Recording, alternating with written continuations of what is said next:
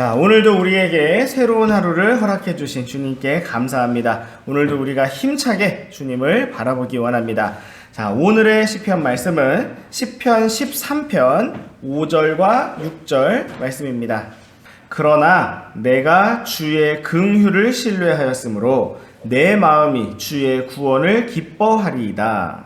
내가 주께 노래하리니 이는 그분께서 나를 간절히 기다리기 때문이다. 아멘. 자, 오늘의 시편 말씀은 다윗의 믿음과 기쁨을 보여주고 있습니다. 자, 우리가 앞서 보았던 1절부터 4절까지 말씀을 다시 한번 기억해 보면, 자, 분위기가 어떠했습니까? 다소 어둡고 무거운 분위기가 흐르고 있었습니다. 다윗은 고난과 위기 가운데서 슬퍼하고 있었고, 주님, 어느 때까지 제가 이렇게 고통스러워야 됩니까? 라고 물으면서 많은 것들을 염려하고 있었습니다. 내가 사망의 잠을 잘까? 죽을까? 염려합니다. 라고 하면서 무거운 분위기가 이어지고 있었습니다. 자, 그런데 오늘의 말씀은 정반대의 분위기를 보여주고 있습니다. 5절 말씀에서는 다윗의 기쁨을 기록하고 있고, 또 6절 말씀에서는 다윗의 노래를 기록하고 있기 때문입니다.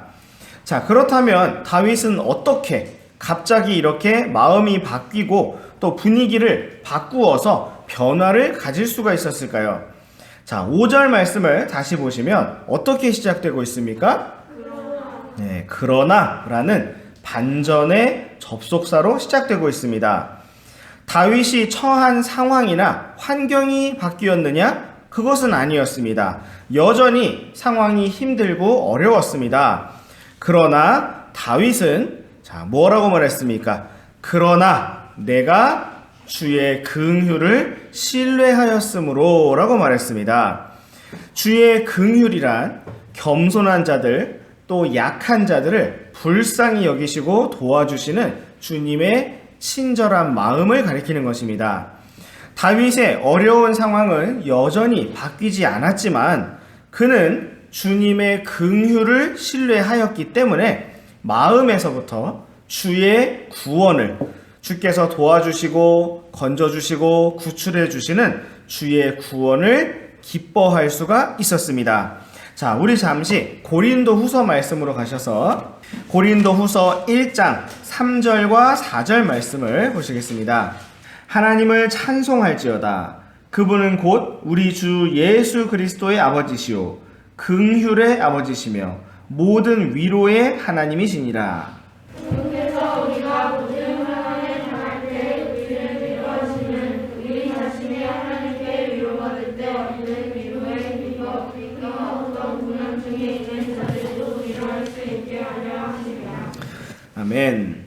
자, 시편 말씀에서 다윗이 고난 중에 주님의 긍휼을 신뢰하고 또 기뻐하였던 것처럼 바로 이 신약 성경에서는 사도 바울이 환난 중에 긍휼의 아버지, 모든 위로의 하나님을 믿고 찬송하였습니다. 사랑하는 학생 여러분, 하나님께서는 우리에게 믿음이라는 것을 가르쳐주고자 하시는데, 믿음은 어떻게 생겨나고 어디에서 자라날 수가 있는가 하면 많은 고난과 환난과 어려움 속에서 생겨나고 자라날 수가 있습니다. 모든 일이 항상 잘 되기만 한다면 우리는 위로를 받는 것이 무엇인지, 하나님께서 우리를 도와주신다는 것이 어떤 것인지, 하나님이 어떤 분인지 전혀 알 수가 없을 것입니다. 그러나 하나님께서는 때로 우리가 소중하게 여기는 것들을 잃어버리게도 하시고, 또 우리가 원하는 것들을 가지지 못하게도 하시는데, 그 이유는 하나님만이 우리에게 가장 귀한 분이시라는 사실을 가르쳐 주시기 위함입니다.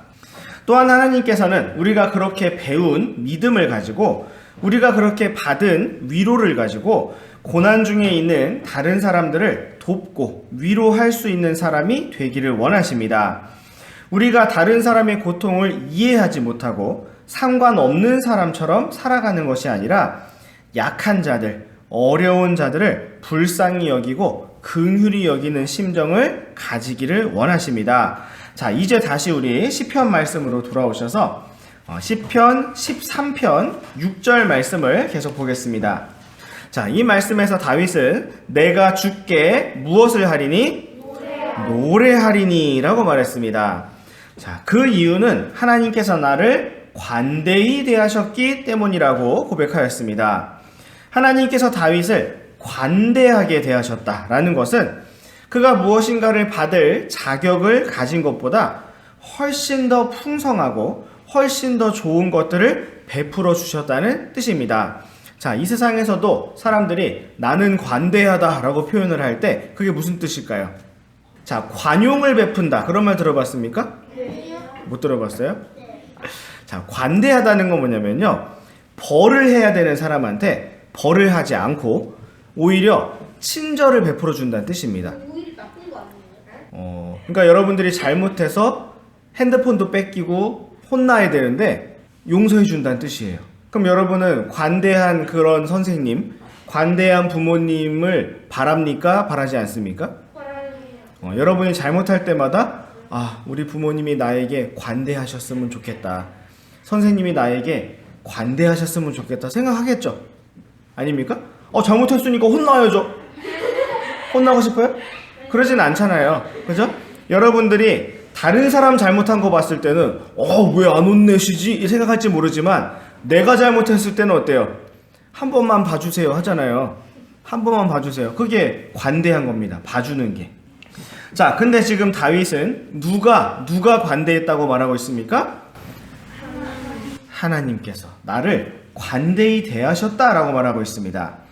자, 그러므로 다윗은 여전히 고난 중에 있었지만 이미 베풀어 주신 풍성한 것들로 인해서 주님을 노래하겠다라고 고백하였고 앞으로 또 자신을 도와주실 긍휼을 기대하고 바라보면서 주의 구원을 기뻐할 것이다 라고 고백하고 있는 것입니다. 사랑하는 학생 여러분, 우리도 주님의 말씀을 통해서 이러한 기쁨과 또 노래와 믿음을 배울 수 있기를 원합니다. 문제가 다 해결돼서 기뻐하는 것은 하나님 안 믿는 사람도 가능합니다. 문제가 다 없어졌기 때문에 노래하는 것은 세상 사람들도 다 가능합니다. 그런데 믿음의 사람만 할 수 있는 것은 무엇이냐? 여전히 문제가 있는데, 여전히 내가 고난 중에 있는데, 여전히 내가 환난 중에 있는데 기뻐하고 노래하고 평안하고 주님께 감사하는 것, 그것은 믿음을 가진 사람만이 할 수가 있는 것입니다. 우리가 이 땅을 살아가면서 우리에게 여러 가지 모양으로 고난과 시련과 역경이 다가올 것입니다. 지금은 여러분에게 어떠한 어려움이 있습니까? 하기 싫으면서도 반드시 해야만 하는 뭐가 있어요? 공부, 숙제가 있습니다. 하지 않으면 혼나게 되는 그러한 공부가 있습니다. 지금은 여러분이 그런 공부를 하면서 너무 힘들다, 너무 어렵다, 너무 무겁다 라고 생각할 수가 있습니다. 그러나 여러분이 어른이 되면서 감당하게 되는 일들은 지금 여러분들이 무겁다고 느끼는 것보다 훨씬 더 무거운 일들, 훨씬 더 큰 일들, 큰 책임들이 될 것입니다. 자, 그렇다면 우리는 어떻게 나이가 들고 자라나면서 그러한 모든 일들을 다 감당할 수가 있을까요? 여러분 중에 혹시 나 빨리 어른 되고 싶다 그런 사람 있습니까? 갑자기 그런 마음이 사라졌죠. 어른 되면 막 자유로울 것 같았죠. 응? 그러지 않았어요? 자, 여러분들이 나이를 먹고 자라난다는 것은 책임이 그만큼 커진다는 얘기입니다. 근데 지금 여러분이 공부하는 것도 여러분의 책임인데 그것도 무거운데 나이 들면 더 무거워지겠죠. 어른이 될수록. 자, 여러분들이 자라나면서 하나님 저의 삶에 고난이 없게 해주세요. 어려운 일이 하나도 없게 해주세요. 자, 그것이 가능할까요? 하나님께서는 그건 안 돼 라고 말씀하실 겁니다. 왜냐하면 그러한 고난과 어려움을 통해서 우리가 하나님을 만날 수가 있고 또 믿음을 배울 수가 있기 때문입니다. 자, 성경에 기록된 다윗처럼 또 바울처럼 믿음의 사람들처럼 우리가 고난 중에 어려움 중에 있을 때 주님을 믿고 긍휼의 하나님만을 의지하기 원합니다. 자, 이러한 맥락에서 여러분 시험 기간이라는 것은 참 좋은 기간이에요. 어떤 게 좋냐? 여러분이 학교 생활을 평소에는 즐겁고 신나고 아무 생각 없이 재밌게 하다가도 시험 기간이 되면 마음에 긴장이 되고 조금은 무거운 압박감이 느껴지고 조금은 어렵잖아요. 여러분이 이런 게 없으면 언제 하나님을 찾아보겠습니까? 항상 찾아요. 항상 찾아요? 그것은 착각입니다.